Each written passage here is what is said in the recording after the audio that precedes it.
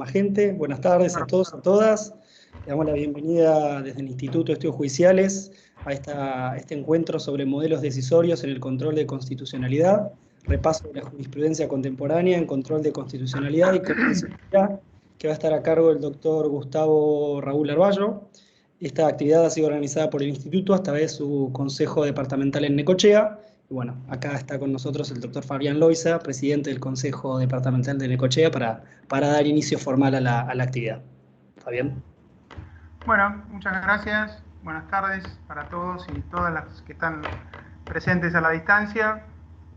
Para quienes no lo conocen, Gustavo Arballo es abogado por la Universidad Nacional de La Plata, tiene posgrados de especialización en Derecho Público por la Universidad Nacional de Córdoba y maestría en Magistratura y Derecho Judicial por la Universidad Austral. Es secretario de Jurisprudencia del Superior Tribunal de Justicia de La Pampa, secretario coordinador del Centro de Capacitación Judicial de la misma provincia, profesor adjunto en las cátedras de Derecho Público Provincial y Municipal de la Facultad de Ciencias Económicas y Jurídicas de la Universidad de La Pampa, docente auxiliar en la cátedra de Derecho Constitucional de la Universidad de La Pampa y docente en posgrados de la Universidad Nacional del Noroeste, Austral y Nacional de La Pampa. También es autor de libros y publicaciones varias y ha tenido la amabilidad de hacernos un lugar en su agenda para charlar un poquito sobre la experiencia de la coordinación, temas que tienen que ver, creo yo, lo hemos charlado en su momento, con cuestiones de derecho privado. Así que bueno, Gustavo, sin más presentaciones, te volvemos a agradecer la presencia y la amabilidad con nosotros. Bueno, muchas gracias. El otro día repasando a cosas de mi pasado de estudiantes, veía que en mi CV había un montón de cosas del Instituto de Estudios Judiciales de La Plata, y yo vivía, en realidad era territorial el sesgo, porque vivía a 1,5 cuadras de donde quedaba el instituto, allá en La Plata, y tenía una oferta súper buena, y yo lo había tomado casi como un hábito. A veces era un tema que no dominaba, una cosa rara de penal, igual iba, y ahí aprendí mucho, casi, no sé si no palo a palo con la universidad. Así que virtualmente volver a una actividad convocada por el instituto es casi volver a jugar en un estadio que alguna vez estuve, o muchas veces estuve en las tribunas. Les agradezco mucho la invitación. Voy a tratar de ser, hablemos del elefante en la habitación, somos la previa de un partido, a la cual vamos a tratar de hacerlo con la mayor dignidad posible y sobre todo hacer una charla modular que tenga una buena hoja de ruta para que ustedes sepan dónde estamos parados, cuál es el espíritu, y a partir de ahí van a poder ir viendo cómo desenvolvemos ese mapa. Bueno, mi idea, mi desafío era, a ver, ¿cómo organizás una fotopelícula, un GIF, si quieren, de la Corte Suprema? Que sea sintético y compacto y que dé un panorama. Esta era mi idea, de dar una charla panorámica. Con lo cual, una de las formas que quedan más a mano, que muchas veces es dable utilizar, es o cronológica, los mejores fallos del 2020, del 2021, qué sé yo. Bueno, otra sería más la coyuntura política, los fallos que más relevancia tuvieran. Y para una charla técnica como la que estamos teniendo en este momento, que no es ver a la Corte como actor político, sino ver qué nos sirve a nosotros para abogados y demás, es la forma más natural que surge es agrupo fallos de civil, agrupo fallos de comercial, etcétera, etcétera. Ahora, esto yo presupongo que el público bastante calificado de esta sesión ya lo tiene a mano, lo tiene accesible. Como postdata voy a hacer un repaso de recursos que tiene la Corte, que no todo el mundo está al tanto para conocer, especialmente la sección de suplementos y de notas de jurisprudencia. Se los muestro en pantalla. Pero eso no es mío, sino es simplemente una especie de difusión. Ahora, cómo mirar a la Corte, bueno, por materia era una opción muy razonable, pero como iba a tener público transversal y como presumo que mucha parte de ese público ya más o menos conoce o está cerca de conocer, pensé en un enfoque más meta. El enfoque meta, y de ahí voy a los modelos decisorios, no es qué decidió la Corte sobre el contrato de concesión privada, sino cómo decide la Corte. Y este cómo decide es importante porque se proyecta transversalmente a muchas áreas. Y por supuesto, ya no les quedará ninguna duda, no es que algunos de ustedes son jueces o funcionarios judiciales, con lo cual trabajan en la cocina de los fallos, otros de ustedes pueden ser litigantes. No hay una sola forma. La visión del derecho es caleidoscópica. Los trialistas encontraban esta división entre hechos, valores y normas. Está la teoría de Rodolfo Vigo, del plano lógico, axiológico, etcétera, etcétera, que terminaban siendo 5. Entonces hay muchas formas de ver. Entonces, en lo que yo les voy a mostrar, hay una, si quieren, una licencia poética o narrativa que me da la base para no tirarle fallos al tuntún ni bajo la visión convencional de ordenarse por materia. No hay una pretensión de decir, hey, acá hay una teoría en lo que yo les voy a decir. Simplemente es una licencia poética donde vamos a ver, y esta es la idea, y ahora voy a empezar a compartir pantalla, hemisferio izquierdo y hemisferio derecho en la Corte Suprema de Justicia de la Nación. Con la advertencia de, en el cerebro de la Corte Suprema de la Corte Suprema de Justicia de la Nación. Con la advertencia de que esto que voy a decir de la Corte Suprema, por supuesto, más o menos es extrapolable, y en eso por ahí hay una ventaja de este enfoque con respecto a otros, es extrapolable para pensar el derecho de cualquier otro tribunal. Bueno. Entonces, cuando esta charla termine, ustedes van a tener la mini teoría de hemisferio derecho y hemisferio izquierdo y derecho en el cerebro de la Corte Suprema, y una visita guiada a velocidad montaña rusa o tren fantasma de unos casi 30 fallos de la Corte Suprema de los últimos 4 años. Van a encontrar caras recontra conocidas, famosas, presencialidad escolar, Consejo de la Magistratura, y otras que van muy bajo el radar, pero que son técnicamente importantes o representativos de alguno de los 8 modos de pensar decisiones. En el medio vamos a ir viendo otras cositas. Veo, a ver, ventana. Bueno, aquí estamos. Modelos decisorios en la jurisprudencia reciente de la Corte Suprema. Hemisferio izquierdo y hemisferio derecho. Bueno, esto es neurología, neurociencias, lo que sean. De vuelta, en licencia poética, por ahora no nos tomemos muy en serio. Donde el hemisferio izquierdo es el hemisferio analítico, lógico, secuencial, y el hemisferio derecho es el hemisferio de las emociones, de la creatividad, de lo distinto.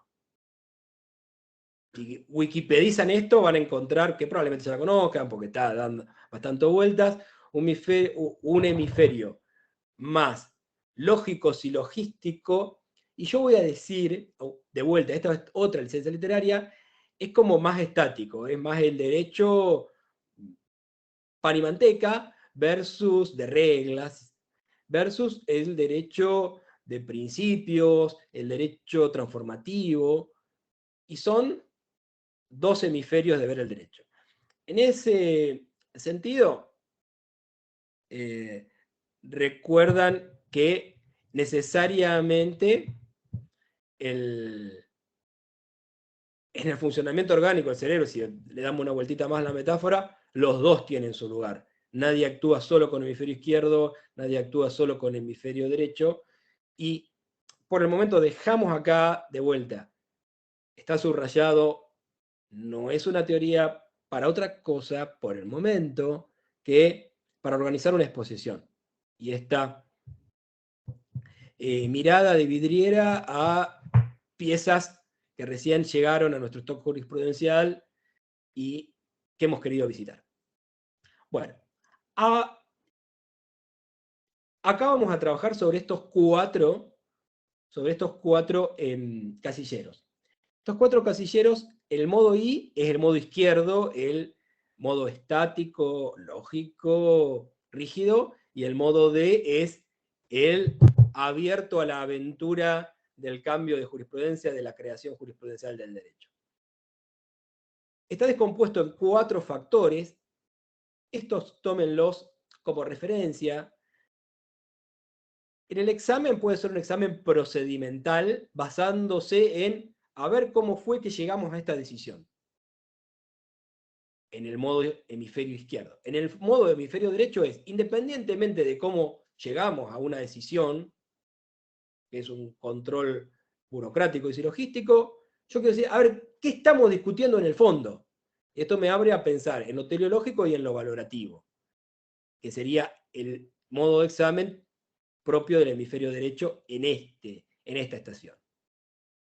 Como verán, hay muchas cosas de familia. En el encuentro en el hemisferio izquierdo, si fue procedimental, una forma dogmática literal. La ley es la ley. Si quieren, en la interpretación constitucional, ser originalista. Mientras que en el modo del hemisferio derecho voy a ir a un examen principista y constructivo. Reglas versus principios.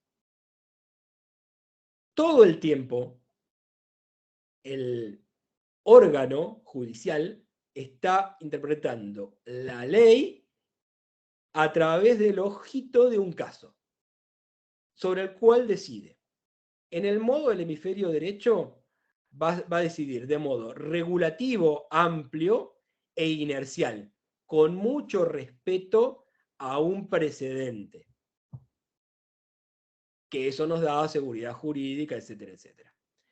El modo más creativo del hemisferio derecho va a pensar el derecho judicial ya no tan regulativo, sino relativista. Vamos a ver caso por caso, y eso le va haciendo agujeritos al corazón del stare decisis. Y empezamos a hacer una jurisdicción de equidad. Bueno, en este caso vamos a ver, tenemos el principio ahí colgado, vamos a ver cómo lo aplicamos a cada uno de esos casos, mantenemos el principio en la escena de la jurisprudencia, pero de ahí lo vamos sacando distintas cosas. ¿Y eso qué nos da? Y nos da el margen de maniobra para decidir lo que más justo queramos, y nos quita el automatismo y la ventaja de la seguridad jurídica. Y la actitud frente a los demás poderes del modo izquierdo, de pensar el derecho, modo hemisferio izquierdo, es básicamente self-restraint. Ser deferente, yo no quiero crear, no hagamos cosas raras, fuerte al medio, deferente y serial. Mientras que en el modo hemisferio derecho, decimos, con Dworkin, los derechos en serio. Si el legislador omitió, le vamos a completar al legislador el espacio que dejó lleno a pulso de jurisprudencia. Es una jurisdicción activista y transformadora. Bien, como van a ver, y acá adelanto un poco la hoja de ruta, vamos a ir pasando. Primero vamos a ver todos los modos de hemisferio izquierdo, o sea, los pesados, secuenciales y aburridos, y el modo de hemisferio derecho. Una vez que hayamos resuelto todo esto, hayamos paseado por todo esto, vamos a encontrar o buscar casos de modo hemisferio derecho. Les quiero decir una cosa, van a ver, uno puede tener un corazoncito de que todo lo progre es hemisferio derecho y lo del modo izquierdo es antiderecho, conservador, y van a encontrar algunas sorpresitas como la cantidad de cosas que pueden ser progresistas con la recontra ley en la mano, con un enfoque literal. Así que esto no necesariamente implica aprobación de la solución, ni implica la idea. Pero como verán, hay todo el tiempo. Última metáfora antes de empezar nuestra cabalgata. Si vamos a lo procesal, en las escuelas procesales, el modo hemisferio izquierdo es ¿quién? Doctor Alvarado Belloso. Y si vamos a lo procesal, el modo hemisferio derecho es Walter Peirano. Dos escuelas clásicas locales enfrentadas, un clásico local, casi un clásico del barrio del derecho procesal, pero en el barrio del derecho procesal está replicando polémicas que van mucho más arriba y que pueden enfrentar a Dworkin contra Raz.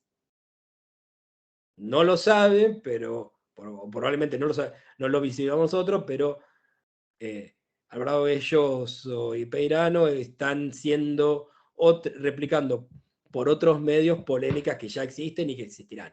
Solo que le aplican al problema del derecho, al barrio del derecho procesal. Un clásico de barrio y encima un clásico provincial. Bien.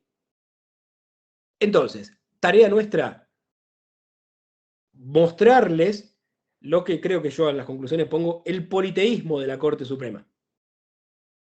Que nos va a mostrar en su configuración actual cómo usa toda esta paleta de colores.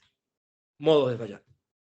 Vamos primero con hemisferio izquierdo, que con licencia literaria llama una visión más estática del derecho, más conservadora, pero en realidad van a ver que aparecen fallos bastante, entre comillas, progres por esta vía. El primero es procedimental. Va de vuelta. Otra cosa. Elegimos, qué sé yo, 28 fallos o cerca de 30, no recuerdo si saqué uno o metí uno al final.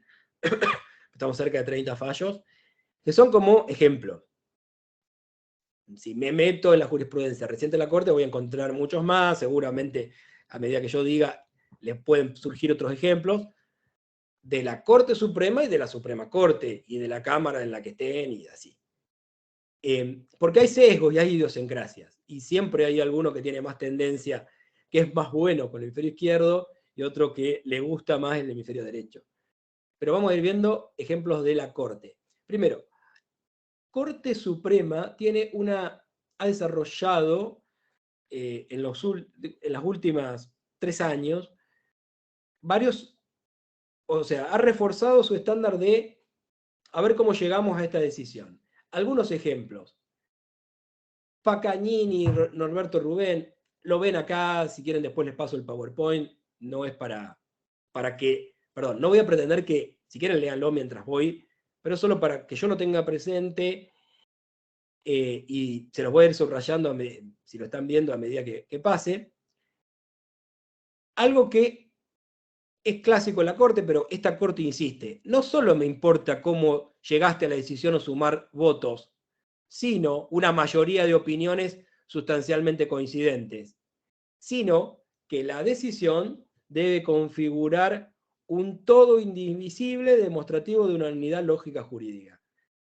Entonces, a la Corte no solo le importa que los votos sumen, sino que haya una efectiva mayoría, no solo en el sentido, sino también en la fundamentación. Esto es viejo y la Corte sigue insistiendo con esto, a lo cual le tenemos, por supuesto, la recontra paradoja de que es un tribunal que le exige a los demás inferiores lo que ella misma no puede dar, porque sabemos que es una Corte tremendamente fragmentada y que incluso si hago una sección de los casos más importantes, solo en menos de la mitad la Corte tiene lo que les reclama a los demás. Un voto unánime o una mayoría sustancial, ni siquiera unánime, por lo menos en este caso, con esta configuración, 3 que voten por los mismos fundamentos. Está bastante atomizada, balcanizada la dinámica de decisión, y la Corte, bueno, no lo da, pero lo exige. Y esto implica, de vuelta, ahora yo me pongo desde el punto de vista del sujeto que va a pedir, que entró a un litigio, y es verdad que vos necesitas, para que te expliquen por qué ganaste o por qué perdiste, no solo la decisión, sino también la explicación. Sobre todo, porque si yo tengo dos explicaciones distintas, ¿a cuál apelo? ¿Apelo a las dos? Bueno, es esquizofrénico que finjamos concordancia cuando en realidad llegamos por caminos distintos. La Corte entonces tiene una mirada procedimental atenta. No es que solo le importan los derechos, sino cómo llegamos a esta decisión. En materia penal, esto está especialmente ejemplificado en este fallo importante Rojas Jara Vázquez. Es un caso donde había una condena a 3 personas por un homicidio y en realidad estaba bastante discutida por la gran cantidad de elementos que las defensas habían aportado y que no habían sido considerados. Acá, de vuelta, no me interesa tanto porque es materia penal y qué sé yo, pero es la vocación de la Corte a no solo pensar en el planteo constitucional. Fíjense que en estos casos no hay control de constitucionalidad clásico, aunque sí está en un segundo plano, porque acá te están quitando la libertad o te pueden quitar la propiedad. Para quitar la propiedad tiene que haber buenos motivos. Y entonces, ¿qué hace la Corte? Y esto es una construcción de la doctrina de la arbitrariedad y qué sé yo, vieja, Rey con Rocha, Rey con Rocha y todo lo demás, la Corte le mide el aceite y le hace la auditoría, no solo del resultado, sino del proceso y los fundamentos. En este caso, que lo subrayo porque es muy importante, donde la Corte le dice, tómense en serio la presunción de inocencia. Resulta decisivo que el juez, frente a un descargo que pudiera estimarse poco verosímil, mantenga una disposición neutral y contemple la alternativa de inocencia seriamente, que es algo que no había, según el examen que hace la Corte, el Tribunal de Provincia Superior y a su vez el turno del Tribunal de Juicio no habían hecho. Entonces, estos dos ejemplos, botones de muestra de que la Corte sigue funcionando también como un tribunal de tribunales, no solo como un tribunal de derechos. Y por eso este enfoque procedimental, que es propio de un análisis de hemisferio izquierdo, está presente y alimenta una porción enorme de su casuística. Todo el mundo va a la Corte por arbitrariedad, la mayoría con suerte adversa, pero ahí está, y la Corte está mirándolo, no solo el resultado, no solo los derechos, sino también la forma de llegar. Bueno, este caso, no sé si ustedes lo conocen, probablemente muchos sí, pero tiene dos partes, como las chacareras. Esta es la primera. Asociación Francesa Filantrópica, les cuento la cuestión. Esto es el hospital francés, quiebra. El caso puntual es de un incidente de verificación de una persona que por problema, que le hace un juicio de mala praxis al hospital, por problemas de parto que derivaron en una grave discapacidad del niñito o niñita nacido. Bien. Va a la quiebra, como todo crédito, y lo que alegan, lo que están discutiendo, es si a partir de la Convención de los Derechos por Discapacidad, este trato preferente implica que deben tener prelación en el cobro de los créditos. Por sí solo, el crédito de una indemnización, aún por mala praxis, es un crédito quirografario. Respuesta de la Corte, de vuelta, vamos a ver que esto es una chacarera con una primera y una segunda. Respuesta de la Corte, de la mayoría de la Corte de estos 3 jueces que ustedes ven ahí, no está escrito. Si no está escrito no puedo inventar un privilegio, y si el argumento es que es un sujeto de protección preferente, tendría que tener privilegios menores y todos los que cuentan con especial protección, que ni siquiera es números clausos, del 75 inciso 23. Entonces, mala suerte, tu crédito no fue privilegiado por la ley, yo por principios volando no puede la sentencia declararlo privilegiado. Pausamos acá, vamos a pasar de página en un ratito y vamos a ver qué pasó en la segunda. Otro ejemplo. Este era un caso, hay varios de esta línea, este GDS, justamente contra la obra social del Poder Judicial, o sea que casi parte interesada de la Corte, donde los amparos obligan a las obras sociales a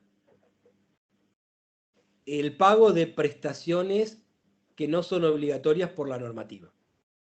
Respuesta de la Corte, dogmática literal: si no está exigido por la normativa, no es exigible. Hay cosas así como hidroterapia, equinoterapia, que algunas veces se piden o las voluntariamente dan, se discuten, pero que no forman parte de lo obligatorio. En este caso, venían conferidas y la Corte dice no por qué. Dura lex sed lex, no hay exigencia. Si quieres, un caso que marida con Asociación Francesa Filantrópica.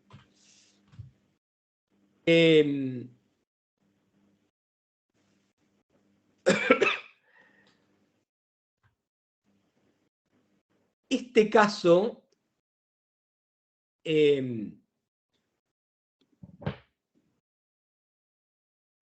también, en verdad,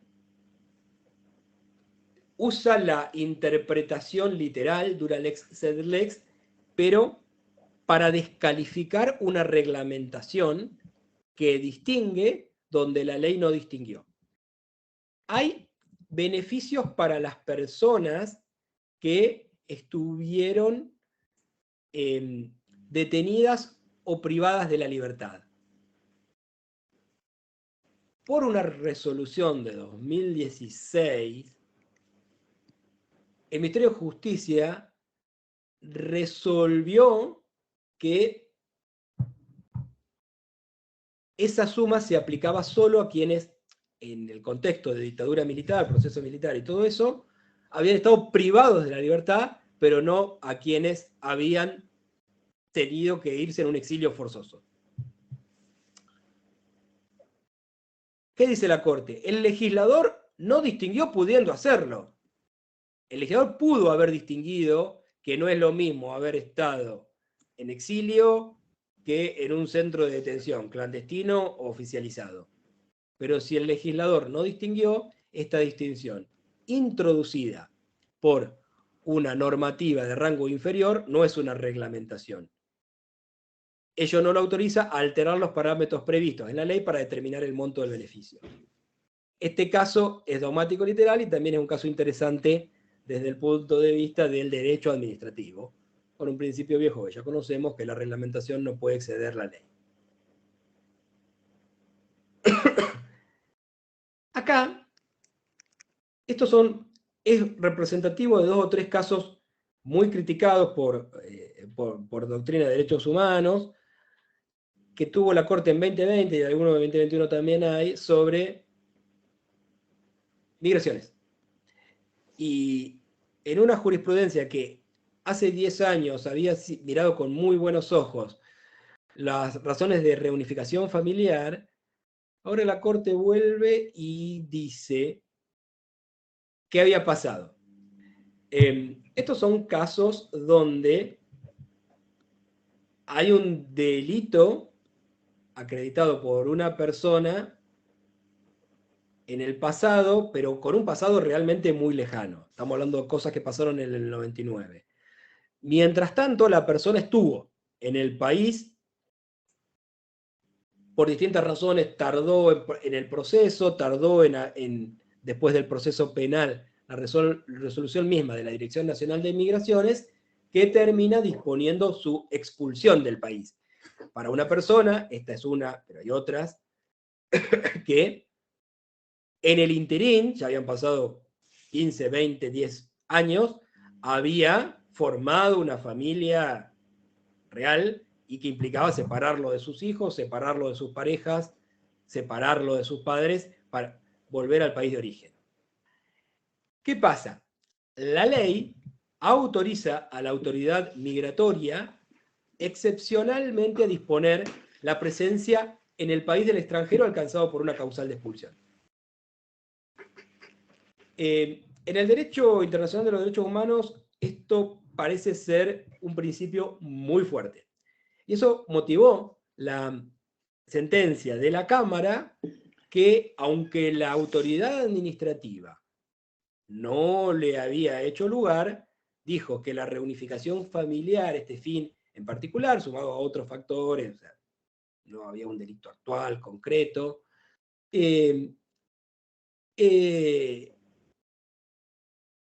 estas razones de reunificación familiar eran fuertes y poderosas como para que en la justicia se dispusiera la permanencia en el país de alguien que la administración había expulsado. Pero eso lo hizo la Cámara. Respuesta de la Corte en este y otros casos.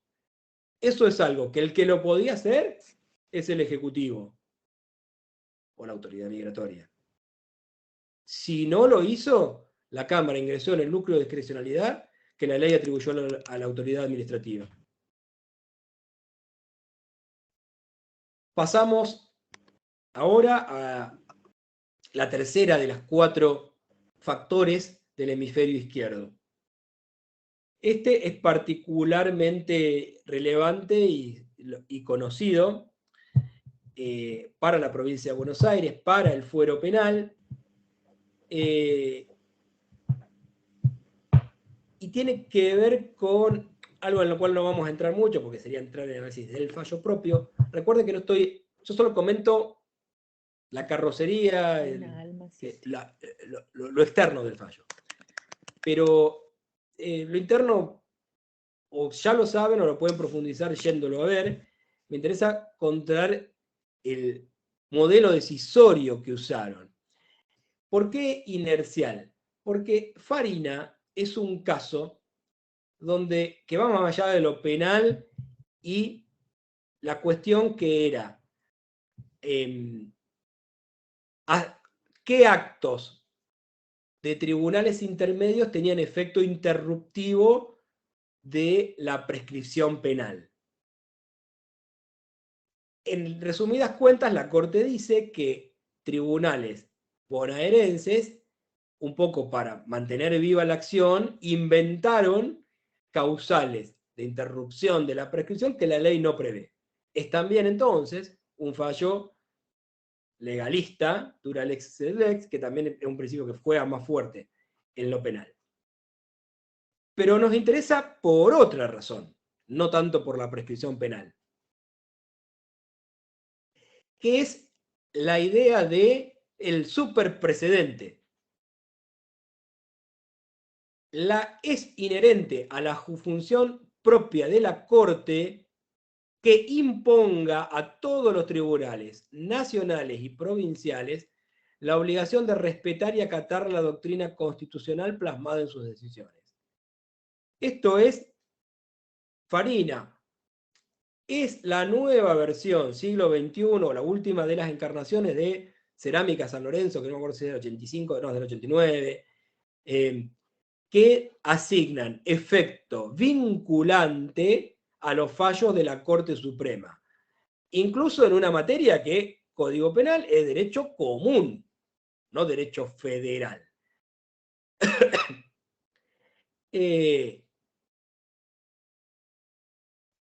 Da esa razón institucional y otra razón funcional. Se sustenta la responsabilidad institucional que le corresponde a la Corte como titular del Departamento Judicial del Gobierno Federal y razones de celeridad y economía procesal que hacen conveniente evitar todo dispendio de actividad jurisdiccional. O sea, no me falla en contra porque finalmente esto va a llegar y lo único que vamos a hacer es perder tiempo, porque ya sabés qué pienso yo, en este caso, sobre el criterio de interrupción de la prescripción. Te lo venía diciendo, te lo dije 1000 veces, inventaron, fíjate lo que me haces hacer, revocarte una sentencia. Es una idea que, donde la Corte, que tiene margen de opciones, tendría un montón de margen para decir, miren, es derecho común, mi jurisdicción, si se quiere, es específicamente constitucional o federal.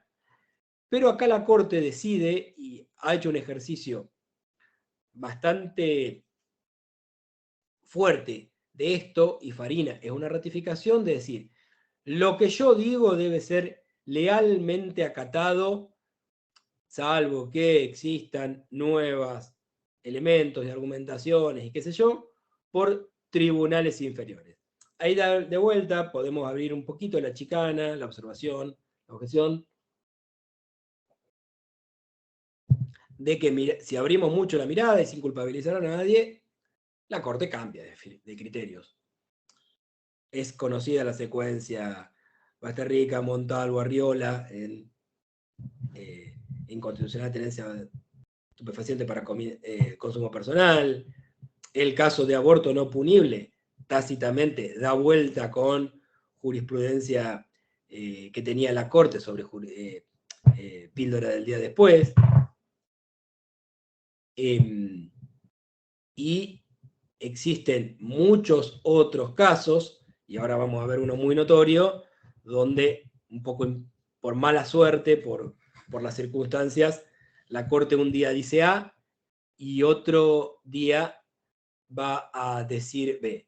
Y ni hablar de un fallo que no decidieron contar, pero podría haber entrado por acá, por varias de estas ventanitas, que es el de Fight-Schifrin.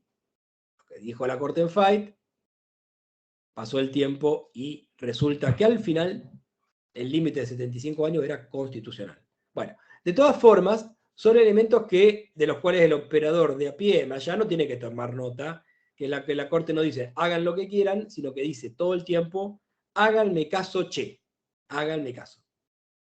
Me había quedado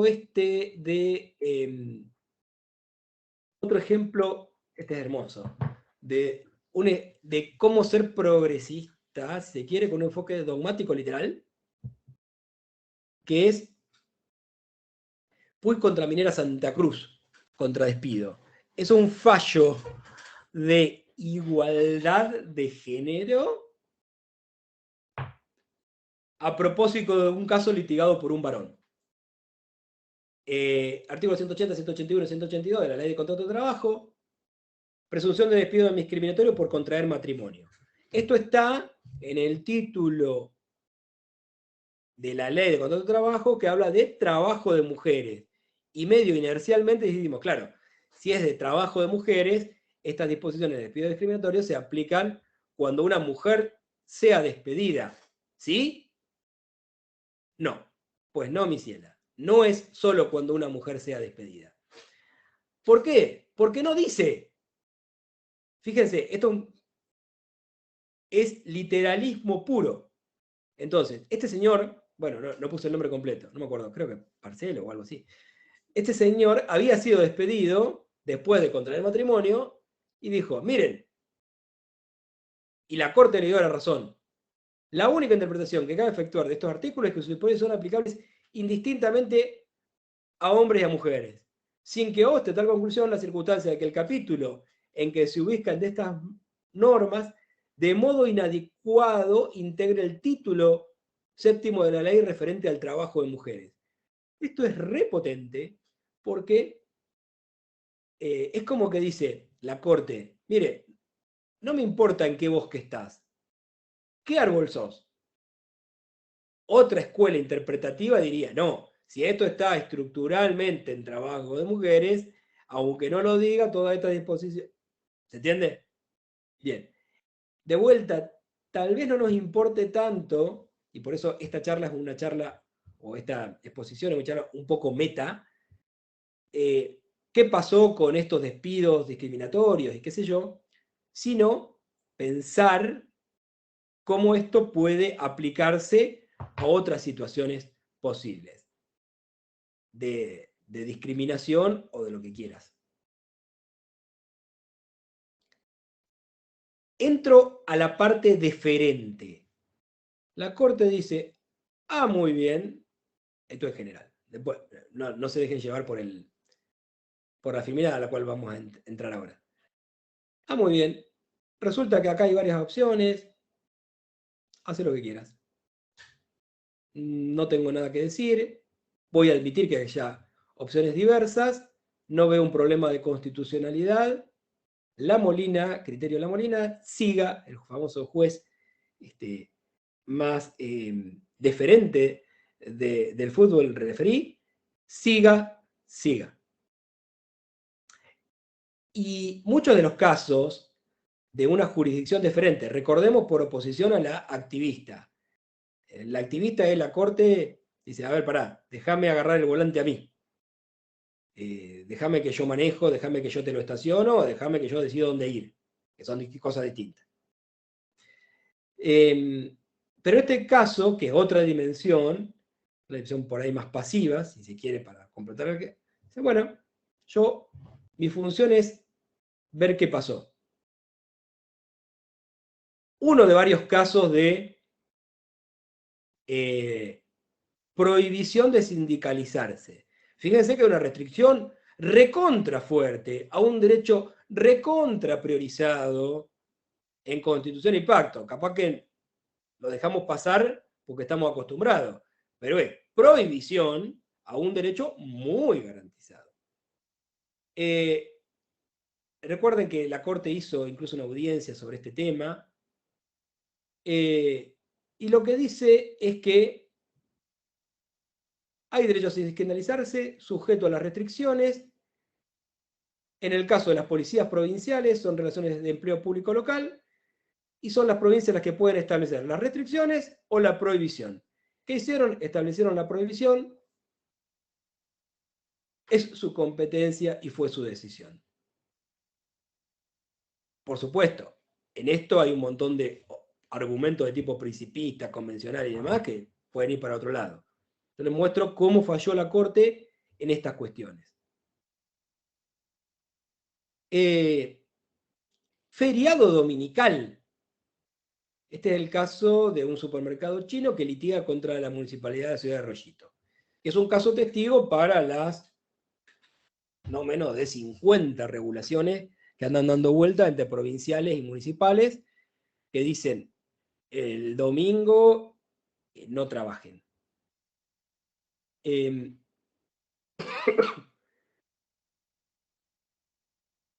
Y es una fuerte restricción, con el siquiera agravante de que ni siquiera la puso nación, ni siquiera la puso provincia, sino desde una perspectiva hipermetropolitana y arrogante, porque decía una triste municipalidad. Y dijo que nadie podía, que supermercados de cierta superficie no podían ir los domingos. El caso es mucho más complejo que esto, tiene varios votos, pero para ser corto una historia larga, Arroyito tiene razón, y el supermercado no. Y esto le da la razón a todas las ciudades, provincias que hicieron cosas parecidas. Detalle. ¿Cuáles son las potestades municipales? El mayor grado posible de atribuciones municipales. Se nos pasó, o lo dejamos pasar, pero fíjense que fuerte idea de la autonomía municipal como casi nunca se había dado. Lo que vamos a ver, y recién estamos empezando a rasgar el paquetito, la parte exterior del paquete, es una Corte que, no digo que cambió radicalmente, pero le subió mucho el volumen a las potestades federales, perdón, a las potestades locales en el concepto de federalismo, porque antes traducía, federalismo es la nación y sus sucursales, y ahora es federalismo en concurrencia. Y esa concurrencia empezó a encontrar un montón de zonas, en muchos aspectos, donde la tendencia lógica o casi monotónica por mucho tiempo fue: esto es algo que tiene que hacer nación, ante la duda es nación, ante la duda las provincias se excedieron, y ahora encontramos un patrón bastante repetido, que incluso es el que explica, más allá del tema pandémico, el fallo de presencialidad escolar de la CABA, famoso fallo del año pasado. La cuestión no es, más allá de si bien, si mal, dice, esencialmente educación es una potestad local y CABA la ejerció, permitiendo. Después hay un montón de cosas sobre la particularidad del AMBA, y por supuesto que había argumentos para discutirle, y hay argumentos para discutirle a la Corte. Pero lo que encontramos es un nuevo nivel de deferencia, porque antes era como que éramos deferentes solo si del otro lado estaba Nación. Y ahora un sujeto especialmente predispuesto a que la Corte le encuentre deferencia es también el legislador local. Y esto es muy relevante, sobre todo para las provincias como Provincia de Buenos Aires, que tienen legislatura muy activa, muy politizada, muy visibilizadas, y así como tienen muchas ciudades que son un mundo, que una ciudad sola, un partido, tiene la población de 4 provincias a veces, también lo tiene el volumen de lo litigioso y de lo litigable. Y encuentra esa nueva dimensión de la deferencia. Así que hasta ahora vimos estos 2 casos, hay más. Unión Cívica Radical de la provincia de Santa Cruz, un fallo de 2018. Que en realidad esto ya se había discutido en el caso Partido Obrero con provincia de Formosa, que no me acuerdo, era de 2015, sí, Partido Obrero con provincia de Formosa. De vuelta, nos puede gustar o no gustar, ya se sabe todos los líos que a veces genera la ley de lemas o de doble voto simultáneo. Pero es una discusión de carácter eminentemente provincial y debe ser resuelta en ese ámbito. Una nueva corte que se echa encima toda esta nueva botella que encontró de doctrina federalista y que hace mucho tiempo no usaba. Esto no me acuerdo que ha quedado. Otra. Hay un súper tema que es juicio por jurados. Tengan en presente que en Chaco hay una regulación incluso de juicio por jurados civil. Bueno, pero muchas provincias tienen juicio por jurados, y ahí estaba en una cosa que alguna doctrina discutía, de como que una norma en la Constitución que medio que se lo encomienda al Congreso, no queda claro, es ambiguo, qué sé yo. Entonces algunos decían, sí, el juicio por jurados es un deber, pero el que lo tiene que hacer es el Congreso, es un mandato incumplido, pero del Congreso, y es también, de vuelta, es un gran caso debut, cabecera de playa, la primera vez que se discute o que hace su aparición una legislación de juicio por jurados.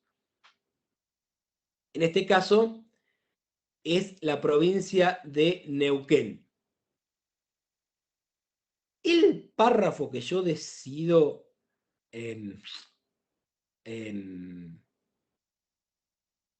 poner acá es un poco, está recontra, no tan mal redactado de fábrica, pero les resumo todo lo que dice, no solo este párrafo, sino diciendo, esto es un tema procesal local, y de exponer su sistema de administración de justicia son poderes que se reservaron las provincias. Y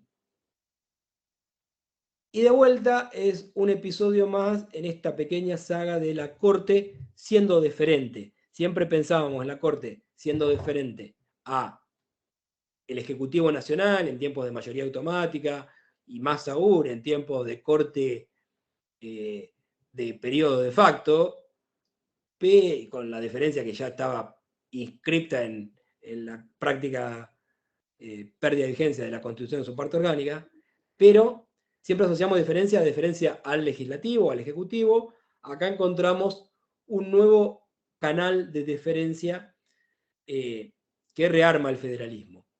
Fíjense, Pharma City contra provincia de Buenos Aires.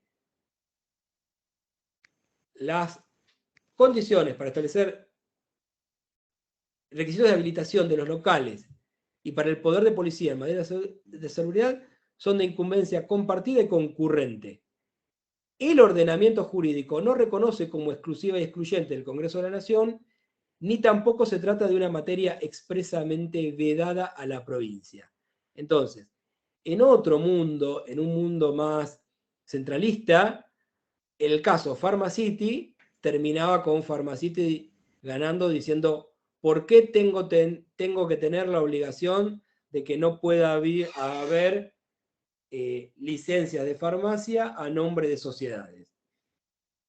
Y la provincia litigó y en 2 gobiernos de signo político distinto sostuvo su argumento y su potestad de tener poderes regulatorios fuertes, y la Corte le dijo, tal vez no sea lo que yo quiera hacer, pero es tu derecho hacerlo.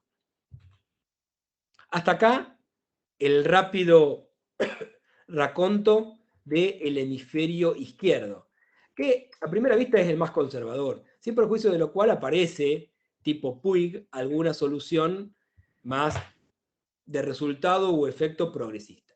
Ahora vamos al hemisferio derecho, que es el azul, pasamos al rojo, tendría que haberle hecho el cambio acá al color para que todo fuera en consonancia. Recordemos cuáles eran, en oposición a los anteriores, los 4 criterios. No pensar tanto en el procedimiento, sino qué hay detrás de todo esto. Teleológico valorativo. El criterio puede ser constructivo, ponderativo, casuístico, y el efecto ya no reclusorio, sino self-restraint, sino activista. Yo voy a por la solución completa del problema. No me limito a interpretar el derecho. Estoy haciendo así un activismo con esteroides. Y vamos a ver episodios que muestran estas variantes. Que esto nos permite, también de paso, ir repasando cosas que no sé si son tan conocidas como qué pasó con el 280. Bueno, y subrayo la potencia del criterio teleológico. El criterio teleológico como un criterio justificativo. Les había contado antes que lo literal no nos aseguraba que fuera siempre conservadora. Bueno, lo teleológico es como una navaja suiza donde yo a una norma le puedo encontrar un montón de justificaciones posibles y cuando encuentro alguna uso esa. Así que lo teleológico también nos puede llevar a un resultado regresivo, conservador, lo que quieran. Bueno, acá está esta discusión sobre la constitucionalidad del 280, que como todos ustedes saben, le permite a la Corte fallar sin fundamental. Es así de corta, no tiene más vuelta que eso, porque sí, por aplicación de esta norma de artículo, es un artículo que su propia norma, su propia invocación hace de justificación. La plancha del 280, que viene a reemplazar las anteriores fórmulas que medio había inventado Petraki, que eran otra forma de 280 encubierto. Como hay otros 280 encubiertos. Bueno, pero esto se ha discutido varias veces. Acá hay un fallo 322, Asociación de Prestaciones Sociales para Empresarios, un fallo de hace 20 años más o menos, y cada tanto se vuelve a litigar el 280, en este caso Vargas contra Pascual. La Corte vuelve a insistir que es todo legal, está bien eso. No porque la ley lo diga, o sea, no se escuda detrás de las polleras de la ley, sino que dice, no, acá hay una finalidad significativa, que es la de destacar el emplazamiento que la Corte tiene en el orden de las instituciones, posibilitando que su labor pueda concentrarse en aquellas cuestiones vinculadas con la custodia y salvaguardia de la supremacía de la Constitución Nacional. Entonces, todo esto justifica resumiendo, haciendo visible lo que está escrito en tinta lemón. Yo me voy a ocupar de las cosas realmente importantes y para poder hacerlo con eficacia tengo que tener la franquicia de despreciar, desestimar, sin mucho laburo argumentativo, esto y es lo que me da la ley, y es una finalidad. Bueno, encontrar, acá hay un montón de cuestiones de, claro, yo puedo encontrar una finalidad a cualquier cosa, a un campo de concentración le puedo encontrar la finalidad.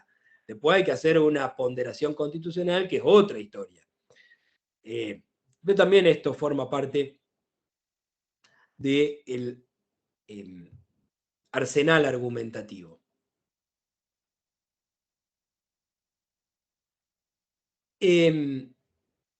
Lo teleológico, acá también se discutió algún fallo que pudo haber puesto en la parte deferente, que es el famoso fallo ESO contra Municipalidad de Quilmes. Digo famoso porque tuvo una amicus curiae firmado por como 40 y pico intendentes de Cambiemos, Frente para la Victoria y otros espacios vecinales, amicus curiae, donde decían, vienen por todos nosotros. Y si nos quitan las tasas, nos quitan autonomía financiera, que es lo que nos reclama la Constitución. Y la Corte les dijo, sí señores, ustedes tienen razón. Y habló en un fallo de 2021, de julio creo que es, ESO Quilmes, estaba ahí en juego algo recontra importante. Y la Corte defendió la potestad tributaria de tasas, sin que exista una estricta correspondencia con un servicio. Ahora, como compensación o límite a eso, para que las municipalidades no creyeran que ESO Quilmes era cheque en blanco, encontramos poquito después Gasnor contra Municipalidad de La Banda, donde la Corte dice, se fueron de mambo. Esto no es una tasa, no está identificada con algo que pueda ser asociado, aún en términos hipergenerales, a un servicio. Usó una fórmula de enorme laxitud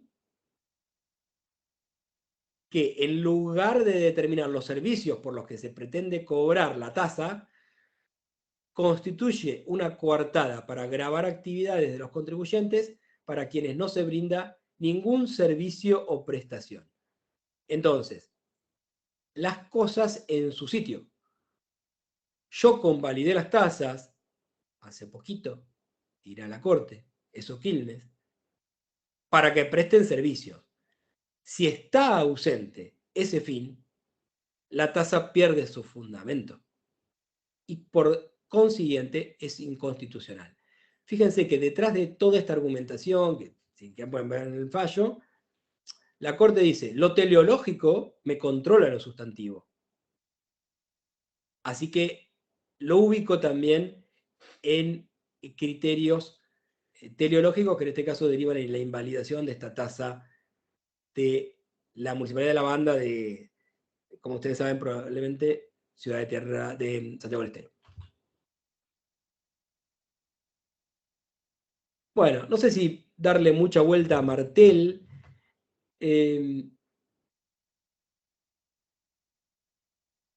Lo menciono porque el problema que veo es que no tengo el...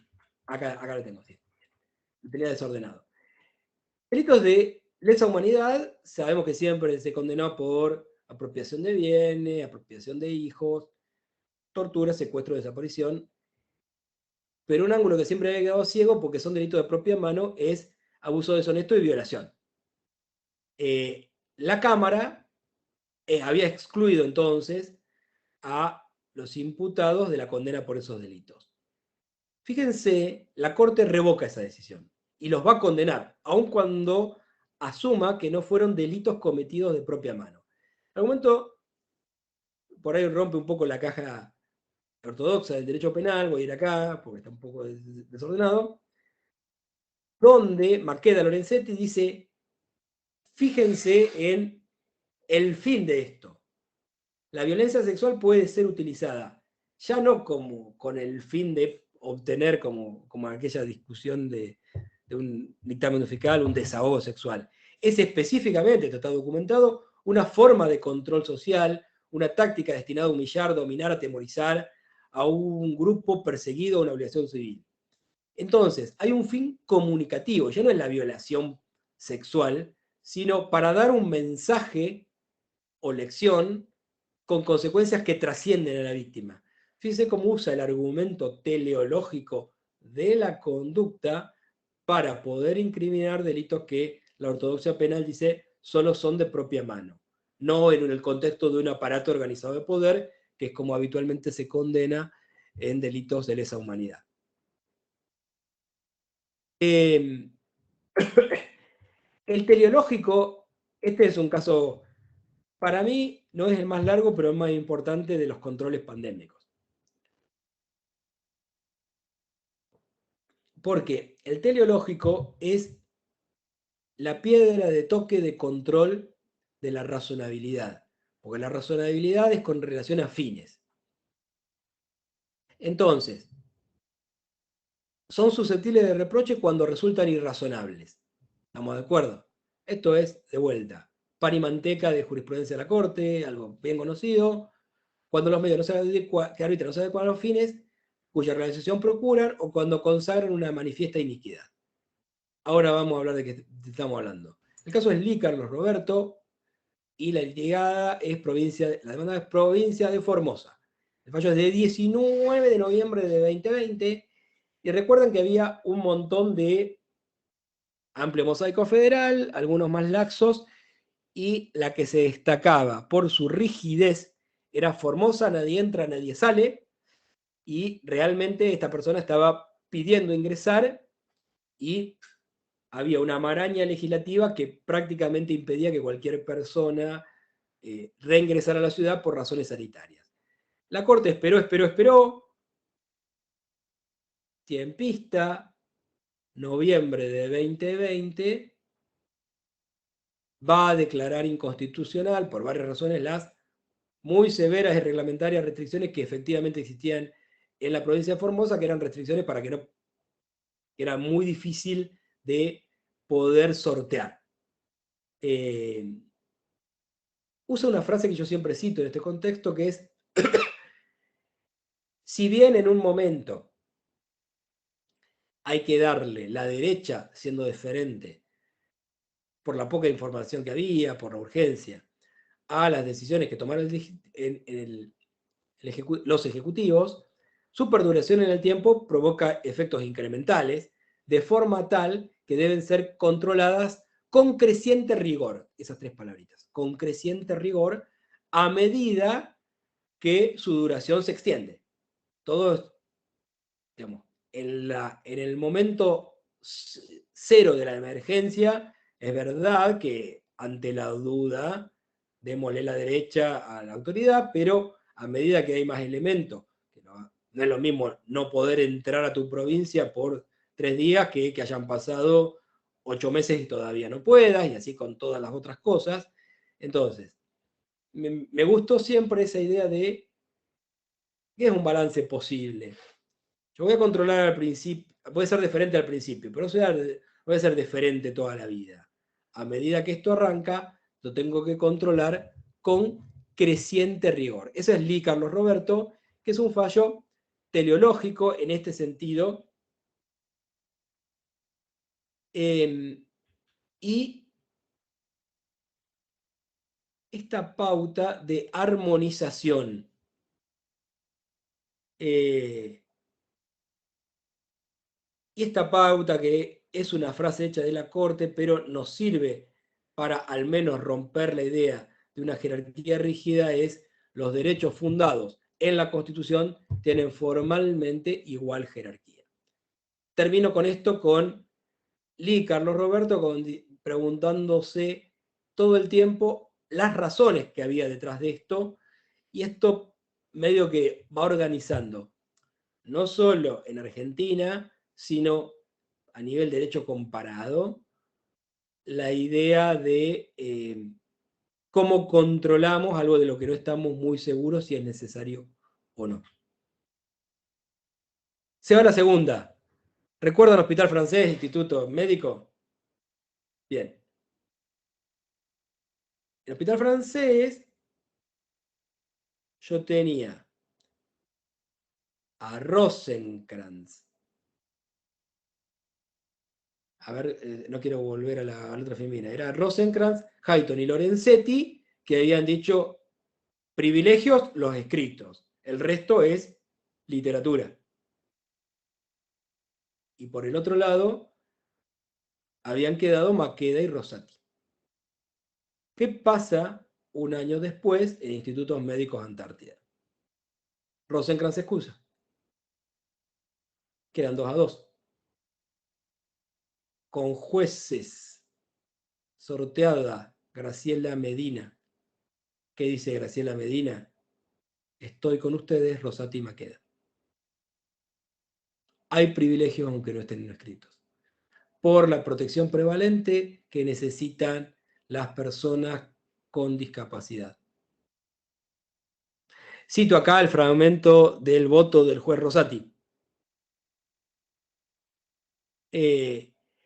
La indemnización de la incidentista es uno de los modos previstos en nuestra legislación para garantizar el goce de los derechos reconocidos en los tratados internacionales, bla, bla, bla, cita Convención de Derechos Humanos. El principio le gana la regla. Y la Corte dijo un año después lo contrario que había dicho antes. Esto es, si se quiere, la mala suerte de que era una votación que había salido partida 3-2, después uno se excusa, quedan 2-2, y el que entra a conformar la Corte se alía con lo que antes era minoría y ahora pasa a ser mayoría. De todas formas, esto no cambia porque de los 4 que están en la Corte, en este tema tenemos 2-2. Así que el criterio va a ser el del conjuez que sea sorteado. Recuerden que los primeros conjueces son conjueces de cámaras federales y después recién vienen esa lista de conjueces no judiciales que cada tanto aprueba el Congreso. Bueno, acá están atrapados y esto es otra de las objeciones que desde afuera le podemos decir a una corte tan fanatizada por los precedentes, que en un tema que no es menor, estamos sujetos a el bolillero del sorteado. Bueno, es algo que en algún momento pasa con mayorías frágiles, como las de los casos que salen 3-2.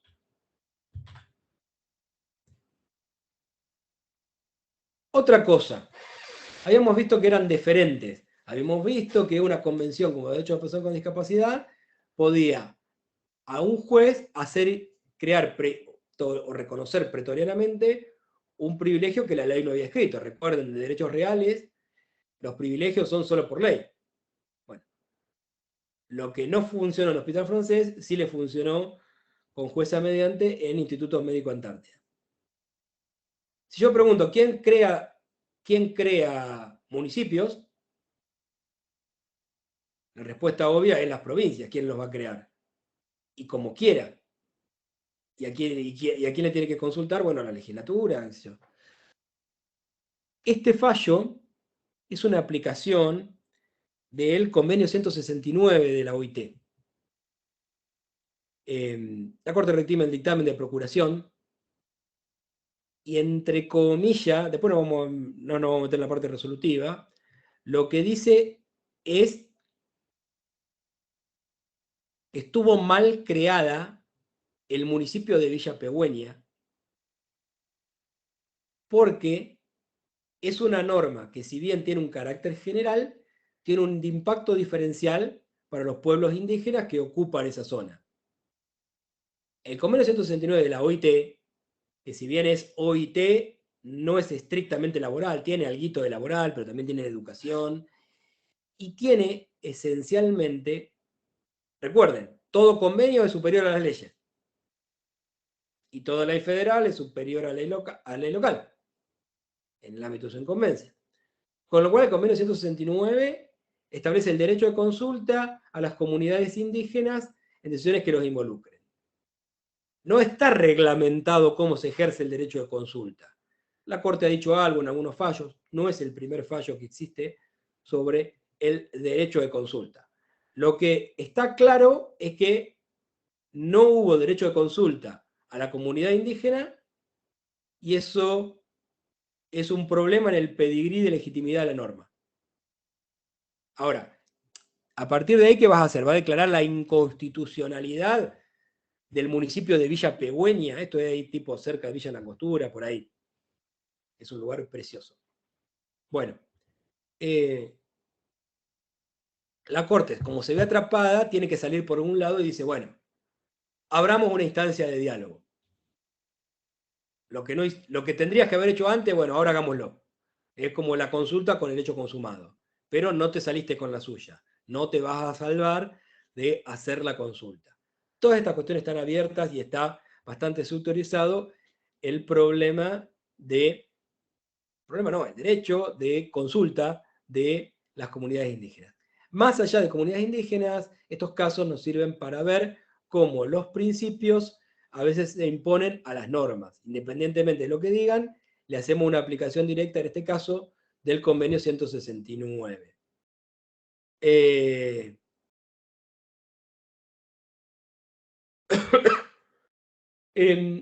Esto tiene también, aprovecho para mencionarlo, hay un sentido constructivo de los principios. Fíjense, el principio de no trascendencia de la pena me sirve para esta decisión que toma la Corte en un fallo de 2020 interna de la unidad 31, que por habeas corpus litigan y ganan contra la negativa del beneficio de la asignación universal por hijo que tenían las mujeres detenidas sin condena. Y el argumento es claro, la AUH es algo que cobra un beneficiario, pero en realidad está destinado a su hijo.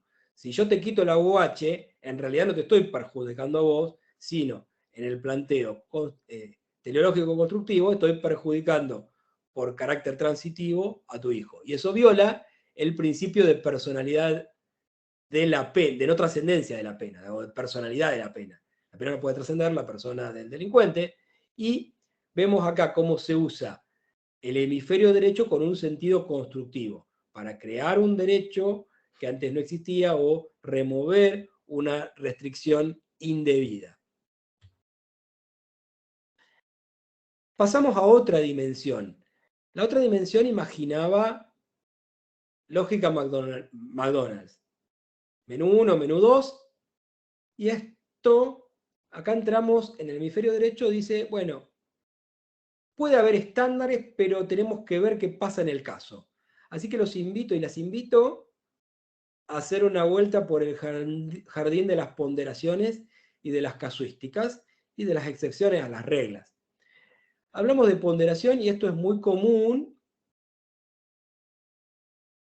en este concepto de interés superior del niño. ¿Qué significa? Adoptar lo que resulte más beneficioso para el sujeto que requiere una especial protección. ¿Y qué es?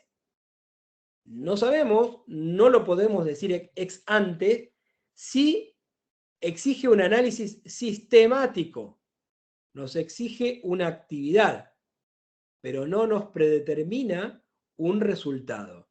Por ende, es casuístico. LM sobre abrigo, fallo de octubre de 2021.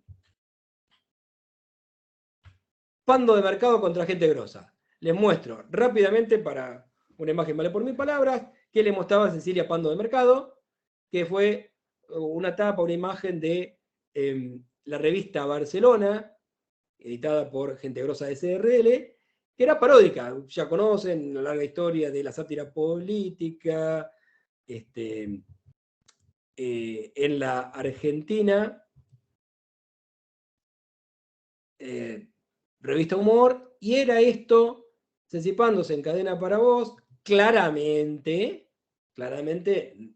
era paródico, su imagen no era real, estaba burdamente sobreimpresa su cara, en el concepto de una publicación que tiene fines. Acá la pregunta es, esta imagen, si lo hace cualquier persona, varón, mujer, vecino, en esta imagen, ¿tendría derecho a demandar por violación del derecho de imagen? Lo más probable es que sí, pero ponderativo.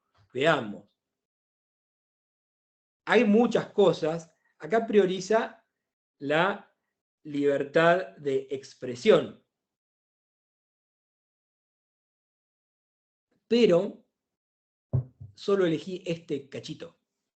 A los fines de determinar si en el caso de la publicación goza tutela, exige ponderar las características del contexto en que aquella tuvo lugar.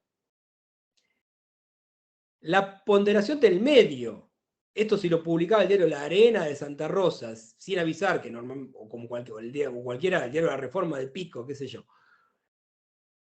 Era algo que podía llegar a la duda, pero si en el contexto de una revista que todo el tiempo publica parodia y se puede inferir claramente su contexto, lo que dice la Corte es, esto anticipa al lector la mirada con que debe apreciar el contenido de la publicación, estableciéndose entre el emisor y el destinatario una vinculación con códigos que comparten.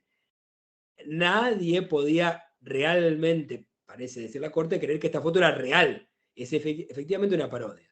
Y después, el otro argumento que no pongo acá, pero también forma parte de la ensalada de ponderación, no es cualquier persona, es una persona que voluntariamente tomó posturas públicas y las defendió en los medios, y es una figura política, pero es una figura pública opinando de temas políticos en temas de agenda nacional,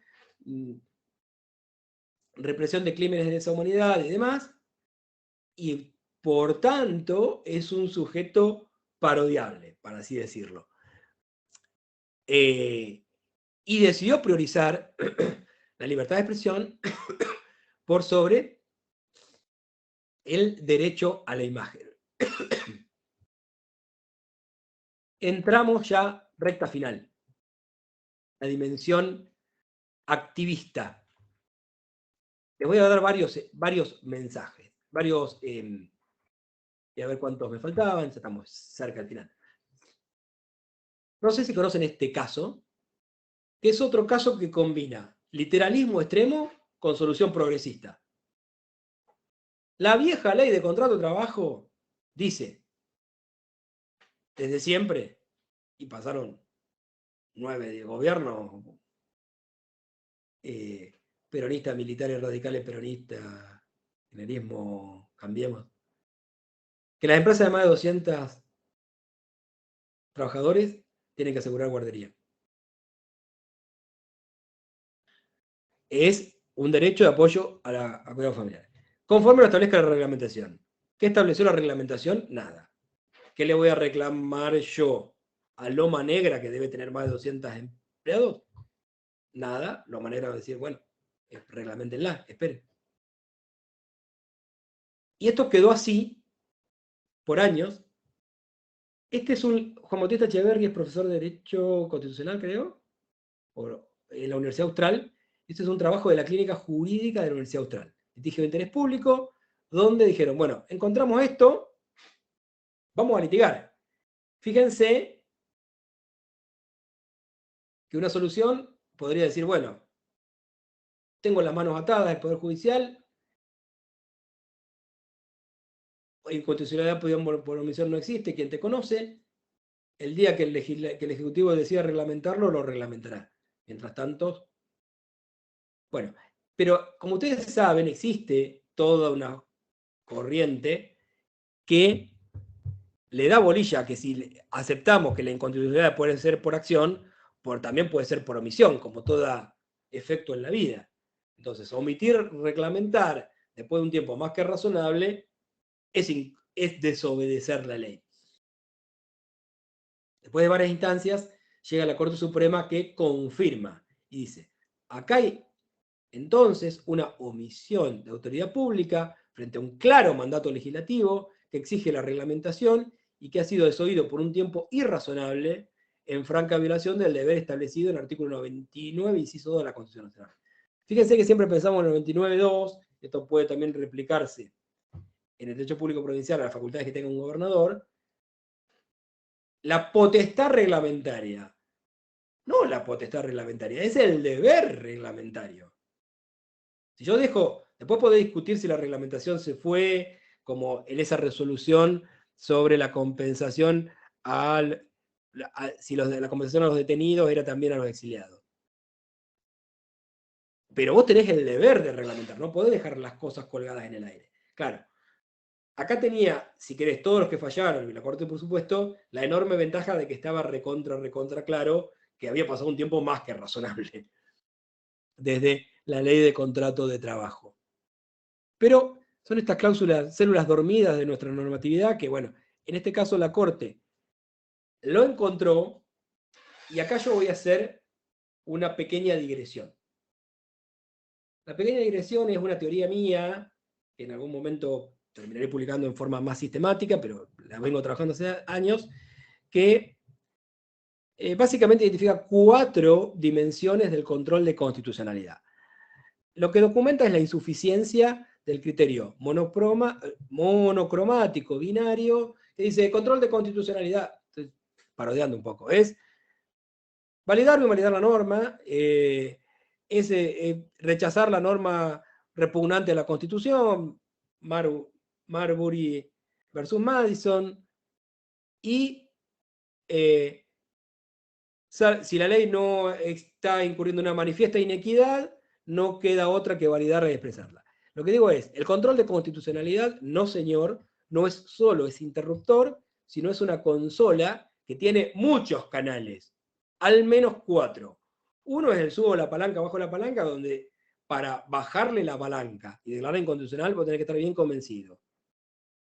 Pero es solo uno de los canales en los cuales vos canalizás el control de constitucionalidad. Entonces, a mí es una teoría descriptiva, no positiva. Yo estoy describiendo lo que los tribunales hacen. Que no solo no hacen eso, sino que hacen al menos 3 cosas más. Modelo VERA. V-E-R-A. Validar e invalidar desde siempre. Pero hacen otras 3 cosas más. Enunciar, en interpretación conforme.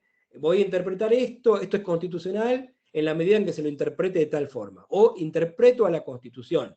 Y digo, confiscatorio 33% más.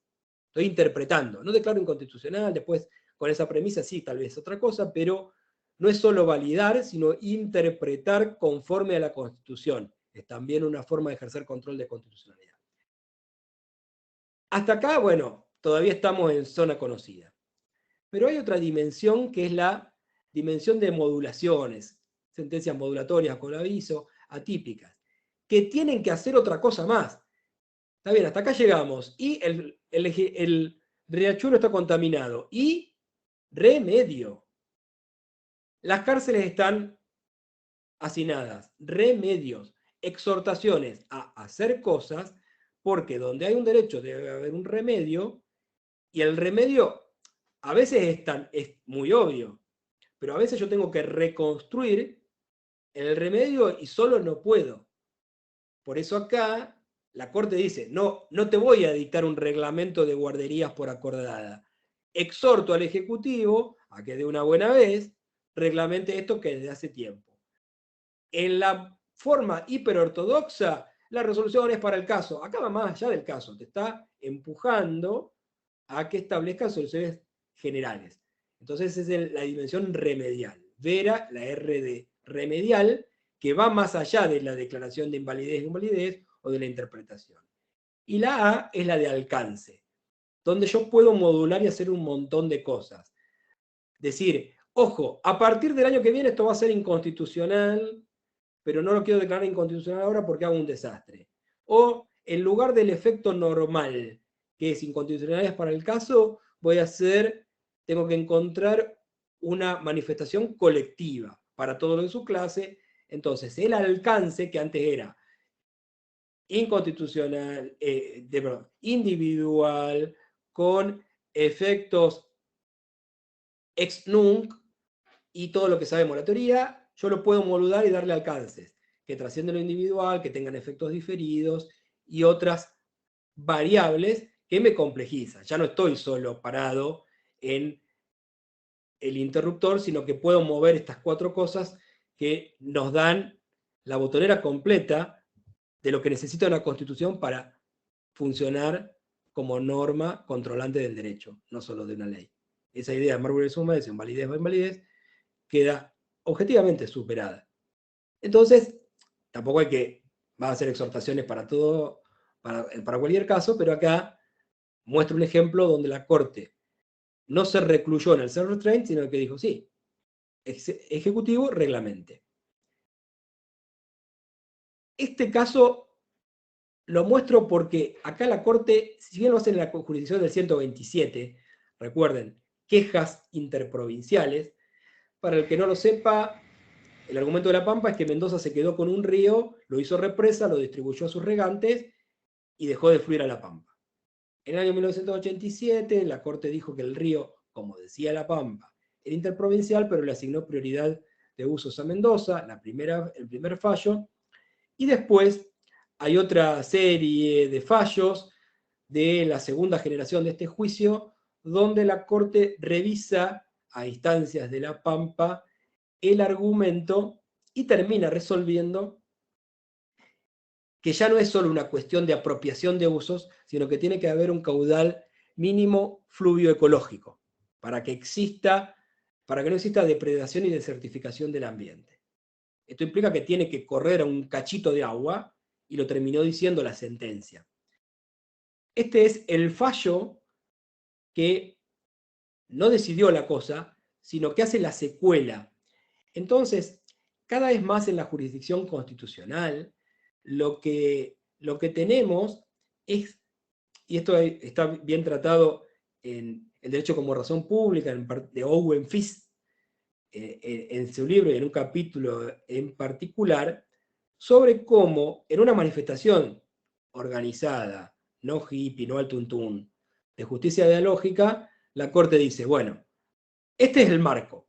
A partir de acá, veamos cómo podemos sanear el riachuelo. Veamos, porque no es algo solamente normativo, hay que poner un ladrillo arriba del otro para crear una cárcel nueva. Plan de obras de cárceles. Lo hizo la Corte de Estados Unidos cuando integró escuelas que estaban en situación de segregación racial. Yo tengo un fallo y a partir de ahí la ejecución, donde antes decíamos, bueno, es solo a ver a quién le ejecuto los honorarios, hay una letra fina de la decisión que hay que ir acompañando. Este es un lindo ejemplo, porque la Corte te va a decir en 2018, La Pampa tiene razón, caudal fluvio ecológico. Negocien a ver cuánto es. Y es algo de 3 metros cúbicos por segundo. Mendoza ofrecía 2, La Pampa exigía 5. Negocien. Negociaron durante un tiempo, no se pusieron de acuerdo. Miren esta partecita. La Corte optó por, esto es textual de la Corte. Anteriormente, 2 años antes, la mayor deferencia al margen de acción de los estados provinciales. Deliberen. Adoptando una función de cooperación, control y monitoreo sin asumir atribuciones de gestión. Hasta que en determinado momento no se pusieron de acuerdo. Al persistir las posiciones controvertidas, no queda otro remedio que la Corte determine el camino a seguir. El camino a seguir es, ¿cuánto? Para arribar a una solución del conflicto, fijará como caudal mínimo permanente el recomendado por el Instituto Nacional del Agua, 3,2 metros cúbicos en el límite interprovincial, como instrumento del posible cese del daño ambiental. Ya la Corte no se mire, bueno, resuelvan, sino que hace cosas, en este caso, en la particular jurisdicción del 127, que es quejas interprovinciales, pero se involucra en el conflicto. Exhorta y exhorta hasta que si no resuelven, bueno, lo voy a tener que decir yo, como recordarán, en su momento dijo en Badaro. Badaro 1, hey, pauta previsional, y en Badaro 2, bueno, como considero que no está suficientemente cumplida mi sentencia, ahora yo voy a decir, un año después, cuál es la pauta de movilidad jubilatoria. Por supuesto, el tope de gama de esta función activista exhortativo que ha sido denunciado como un ejercicio traumático y disruptivo de esta función es el que todos conocemos, Colegio de Abogados, donde la Corte dice, primero es inconstitucional, ahí validación, enunciación. ¿Y ahora qué? Bueno, si es inconstitucional, ¿qué hacemos? ¿Nos quedamos sin ley? No, alguna ley tiene que haber. Pero, ¿y entonces qué? Exhortación. Exhortación a reemplazar la ley que acabo de declarar inconstitucional por otra que sí lo sea, que respete la proporcionalidad. Fíjense que Lorenzetti, en disidencia, te acompaña hasta acá. Dice, si la ley es inconstitucional, sí hay que exhortar al Congreso a que la reemplace por otra. Y queda en disidencia. ¿Qué dicen los demás?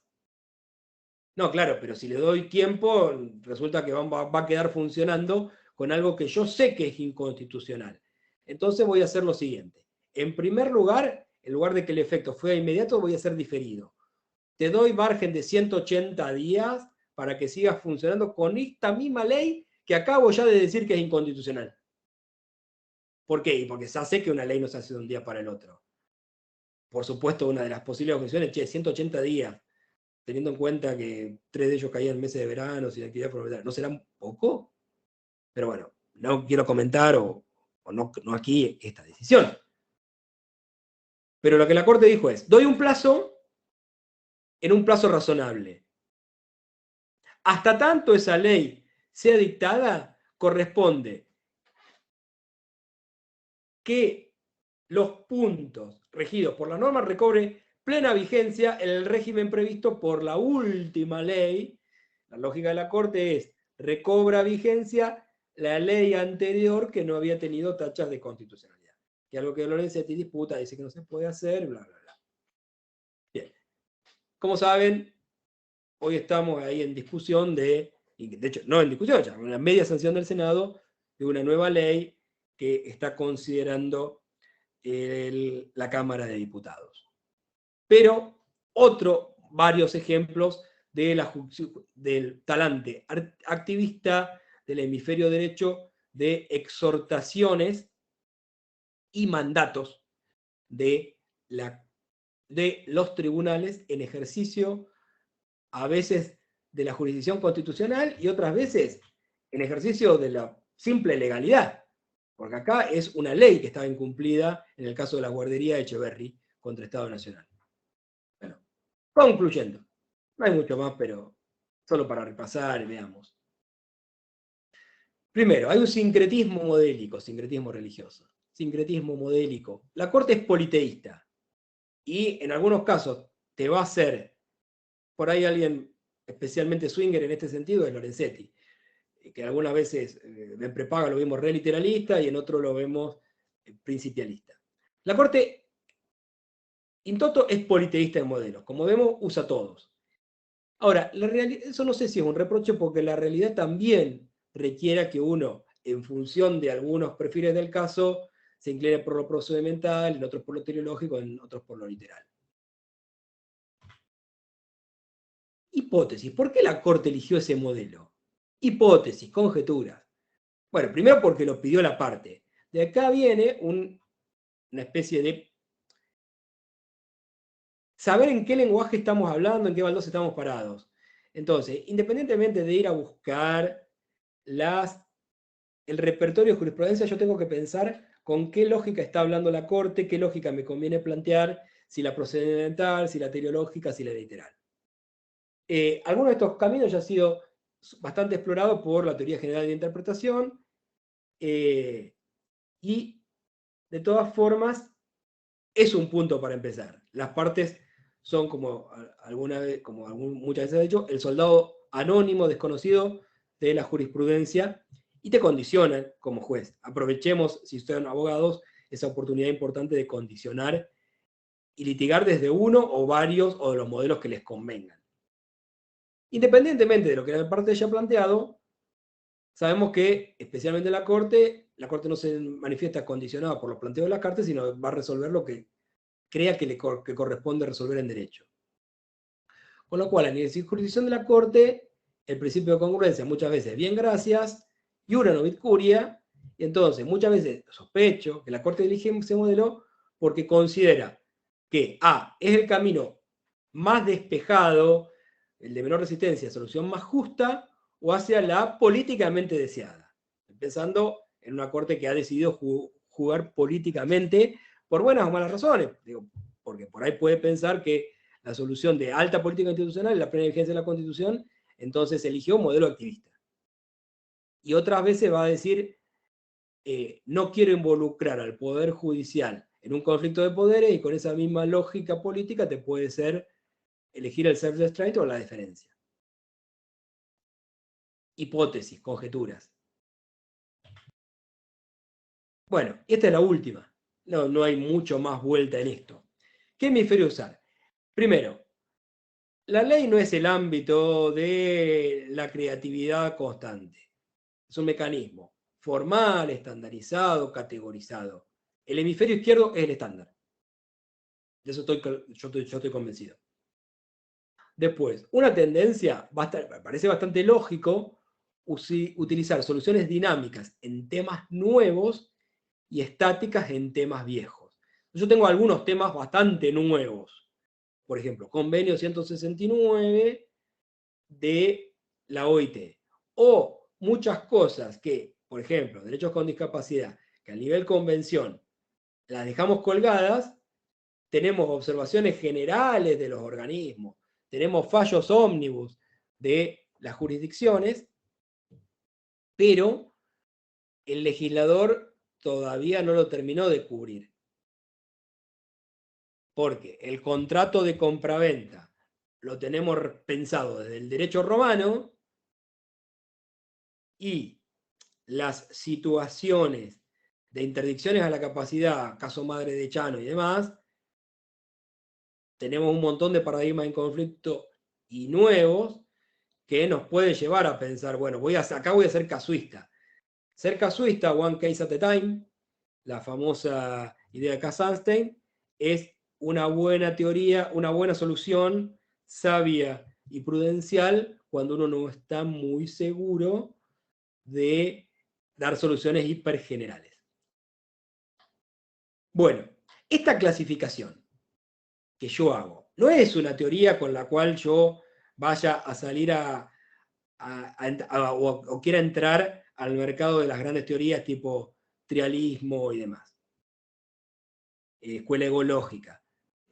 Pero no es un artificio clasificatorio. Yo reivindico que esta idea de hemisferio izquierdo, hemisferio derecho, estos 4 factores, 2x2, 4x8, esta grilla, nos puede servir como atajo para entender el espíritu de las decisiones y tendencias subyacentes de las cortes y de los jueces, que algunos son consistentemente zurdos, alvarado-bellosistas, y otros son consistentemente diestros de todo lo que le fuimos atribuyendo al hemisferio derecho, al peronismo procesal, y otros le pegan con las 2 piernas y son ambidiestros.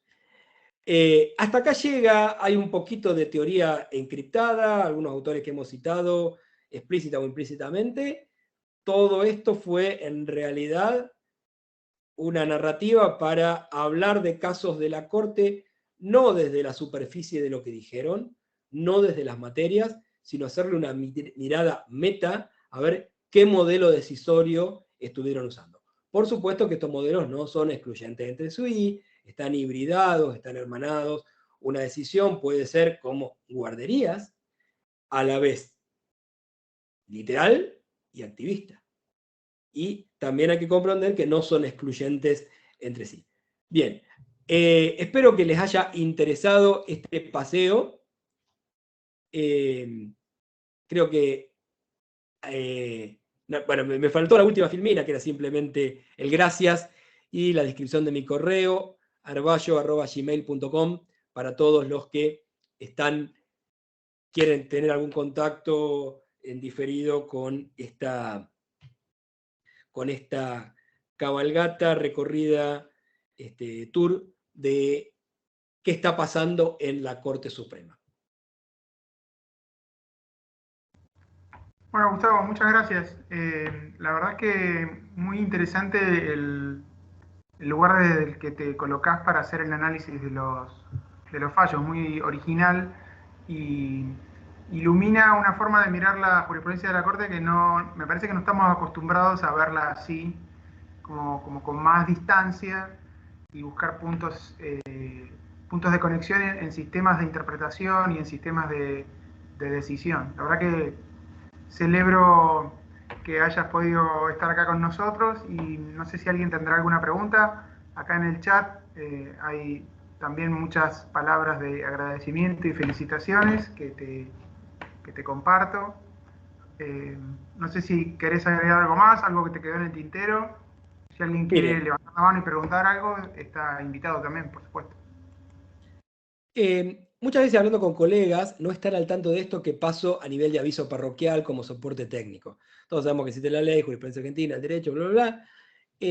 No todo el mundo está al tanto de esto que yo pongo en el chat, que son los suplementos y las notas de jurisprudencia. Lo pongo así como una especie de souvenir virtual y como un modesto bis no personal de esta charla.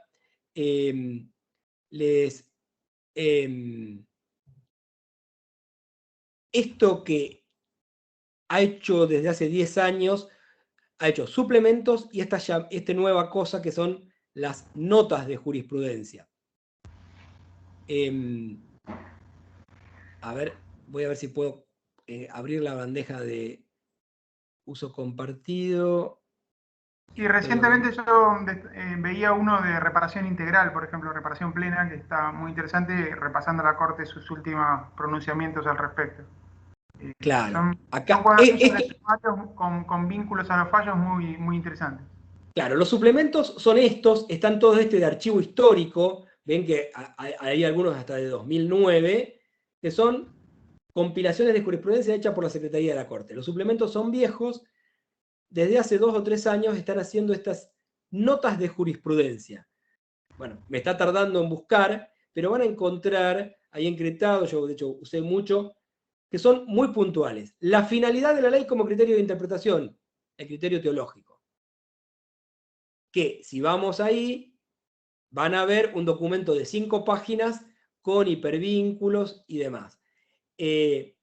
Depósito previo y beneficios sin litigar sin gastos. Medidas cautelares, verosimilitud, la sentencia, comunidad lógica jurídica, aplicación en el tiempo de un nuevo criterio procesal y un montón de otras cosas. Lo dejo como chapita técnica para esta cosa y lo recomiendo.